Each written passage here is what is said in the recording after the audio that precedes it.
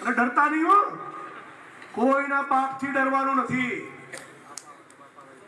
બરાબર? કોઈનાથી આપણે ડરવાનું નથી. આખી કોંગ્રેસ પાર્ટી ડંકાની ચોટ ઉપર તમારી જોડે ઊભી રહેશે. તમે મને કહેજો કે જિગ્નેશભાઈ તમે એવું બોલીને ગયા હતા ને, વિડીયો વાળા રેકોર્ડ કરે છે, તમે મને કહેજો ઇકબાલ ગઢવાઈ ઉભો રહીશું. કોઈ બી પોલીસ સ્ટેશનમાં જાઓ, તાલુકા કચેરીમાં જાઓ, મામલતદાર જોડે જાઓ, પ્રાંત અધિકારી જોડે જાઓ અને કહેજો કાંતિભાઈ ને જિગ્નેશભાઈ મોકલ્યા છે. અને ટણી કરે તો તરત પણ ફોન કરજો. ટણી વાળાને વસૂલવા જ બેઠો છું હમણાં. આ ટણીઓ ફરીઓ કાઢી નાખવાની છે ગુજરાતમાંથી, બરાબર ને યુવાન મિત્રો? પોલીસ સ્ટેશનમાં જાઉં ટણી કરત કહેવાનું મારા બાપે બનાવ્યું છે પોલીસ સ્ટેશન, તે નહીં બનાવ્યું તું પાછા.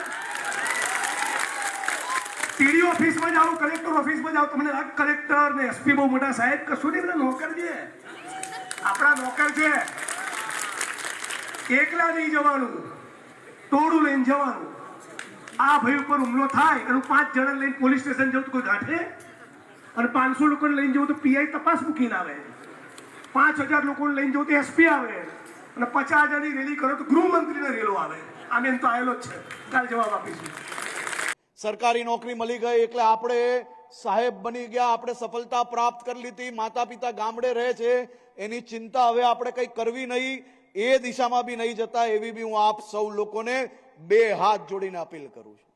અને જ્યારે તમે સરકારી નોકરીમાં જોડાયા છો તો એક વસ્તુની તૈયારી આજથી જ કરી લેજો, અને એ છે કે તમારા નાના નાના કામોની અંદર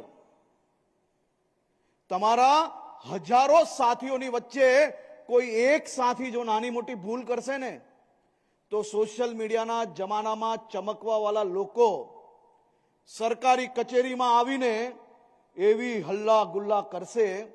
અને તમારા માતા પિતાને બી કહેજો કે સોશિયલ મીડિયામાં સરકારી કચેરીઓ માટે, સરકારી કર્મચારીઓ માટે કોઈ એક જણ ભૂલ કરે તો લાખો લોકોને બદનામ કરવા વાળા લોકો તમારી કચેરી તક બી આવશે. એની બી તૈયારી આજથી જ રાખજો. કોઈ એક જણે નાની મોટી ભૂલ કરી તો ખૂબ ભણેલા, પોતાની જાતને કહેતા, અનેક ડિગ્રીઓ જેની પાસે હોય પરંતુ ડિગ્રી જોડે જોડે સમાજનું સંસ્કાર જેને ના મળ્યું હોય એવા અનેક લોકો તમારી કચેરી આવશે. અનેક લોકો તમારા પટ્ટા ઉતારી લેવાની બી વાત કરશે, અનેક લોકો તમારી નોકરીઓમાંથી બી નિકાલ લેવાની વાત કરશે. પરંતુ ગાંધીજીએ જે કહેલું ને યાદ રાખજો, આપણી યથાશક્તિ આપણે મહેનત ચાલુ રાખવાની છે. તમે સારું કામ કરશો એટલે આ પ્રકારના લોકો તમારી સામે આવશે, પણ એ તૈયારી જોડે આજથી આપણે કામે લાગવાનું છે.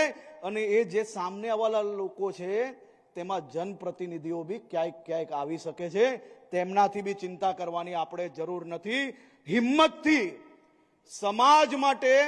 સમાજ માટે વધુમાં વધુ જે કામ થાય તે કામગીરી કરવાની દિશામાં તમે સૌ લોકો આજથી મક્કમતાથી આગળ વધવાનો વિચાર જોડે કામગીરીને શરૂઆત